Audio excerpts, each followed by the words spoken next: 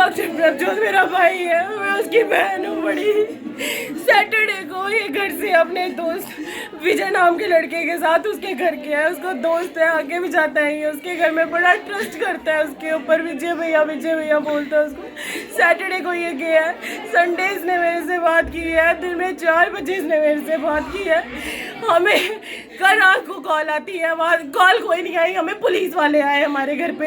2 police वाले बहुताना में आए और फिर वो हमारा गेट उन्होंने नॉक करके बोला कि डॉक्टर प्रभजोत नाम का कोई लड़का है, उसको चोट लगी है, आप चलो उसको लेके आओ, गंदो हॉस्पिटल में है वो। मेरी मम्मी अकेली थी, उसने मुझे कॉल की, मैं इतनी दूर से आई इसको लेने के लिए। मुझे लगा उसको चोट लगी है, उनकी स्टेटमेंट यही थी बस उसको थोड़ी सी लगी है, आप वहाँ पे आ जाओ।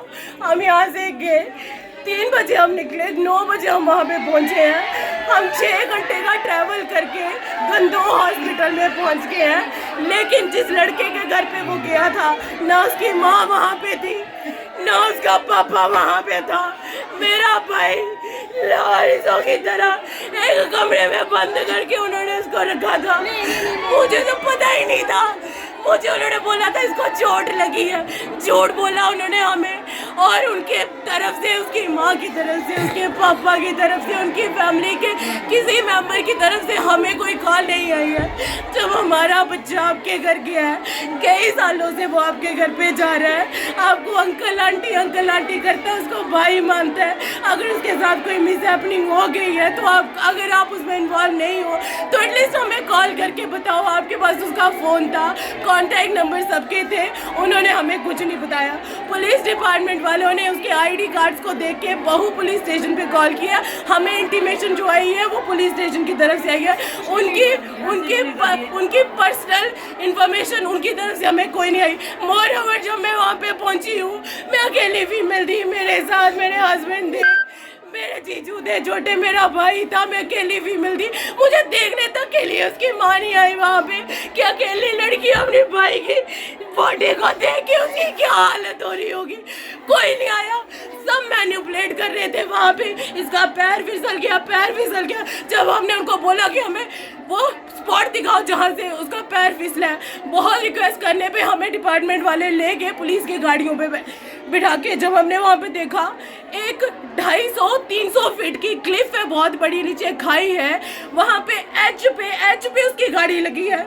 जितनी अच्छी ड्राइविंग मेरा भाई करता था ना, वो इतनी गंदी गाड़ी पार्क नहीं कर सकता था। वो क्लिफ के एच पे गाड़ी लगा ही नहीं सकता था, और अगर उसने लगानी थी गाड़ी वहाँ पे, और अकॉर्डिंग टू देम उसको टॉयलेट आया था और वो उतर के टॉयलेट करने गया एंड ही स्लिप डाउन। अगर वो वहाँ से स्लिप हुआ और उसने टॉयलेट ही करना था तो उसने रॉक वाली साइड लगानी थी ना, उसने वहाँ से लगानी नहीं थी। उसने देखा गाड़ी मेरे भाई की क्लिफ पे लगी है, उसके एज पे लगी है, वो वहाँ पे उसने नहीं पार की है, किसी ने उसकी गाड़ी वहाँ पे खुद पार की है। मोरओवर मेरा भाई स्लिप होके गिरने वाला नहीं था, वो कोई इररिस्पॉन्सिबल बच्चा नहीं था कि उसको इतनी सेंस नहीं है कि मेरे को कहाँ खड़े होकर टॉयलेट करना और कहाँ नहीं। वो वहाँ से गिरा नहीं है, इधर उसको किसी ने वहाँ से धक्का मार के नीचे गिराया है, या वो जिन लड़कों के साथ था किसी ने उसको हिट किया है, उसको हेड इंजरी है, ब्रेन इंजरी है, जिससे उसकी डेथ हुई है। उन्होंने, उस लड़के ने, जो विजय नाम का लड़का है, उसने अपनी स्टेटमेंट दी और वो अपनी स्टेटमेंट में बोल रहा है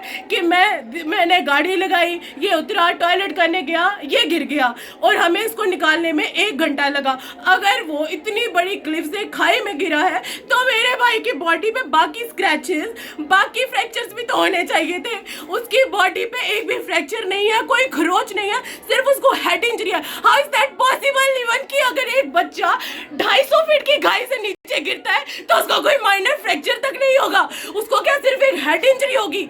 और वो बोल रहे हैं लोकल्स ने निकाला। लोकल्स ने जब उसको निकाला तो उन्होंने एक भी फोटो नहीं खींचा कि ये गॉर्ज में गिरा है, नीचे खाई में गिरा है। उसको रेस्क्यू करते टाइम उन्होंने कोई वीडियो नहीं बनाई उसकी फोटो। और जब उन्होंने रेस्क्यू किया, कांटेदार झाड़ियां थी वहां पे, जब उन्होंने उसको खींचा तो उसको क्या खरोच नहीं आई किसी चीज की? मैंने अपने भाई की बॉडी देखी है वहां पे आइडेंटिफिकेशन के लिए, सिर के अलावा उस सिर के अलावा। एक और बात है जो मेरे को बहुत डाउटफुल लग रही है, मेरा भाई अगर स्लिप हुआ है अकॉर्डिंग टू देम, वो जो लड़का बता रहा है, जैसे लोकल्स बता रहे हैं कि वो स्लिप हुआ है, वो क्या स्लिप होने से पहले अपना फोन लेके वहां से अपना इंस्टा, स्नैपचैट, अपना व्हाट्सएप डिलीट करके फिर जाता वो स्लिप होने के लिए, कि उसको पहले से पता था कि मैंने स्लिप होना है। वो स्लिप होके गिरा है। जब हमने उसका फोन देखा है, हमें उनका फोन नहीं मिला। हमने अपने फोन में जब स्क्रॉल किया, उसके फ्रेंड्स ने किया, हमने देखा उसके इंस्टा आईडी डिलीट है, उसकी स्नैपचैट डिलीट है। मोर ओवर मुझे ये लग रहा है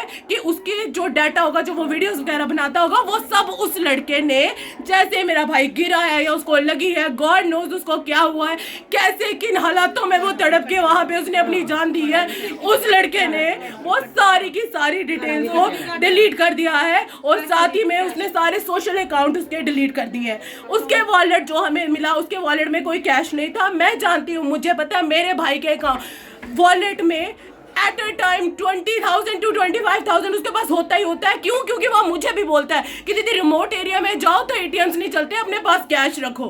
वो हमेशा सबको यही बोलता है। उसके पास कैश भी था। मेरी उसके साथ 4 बजे शाम को बात हुई है। He was very happy.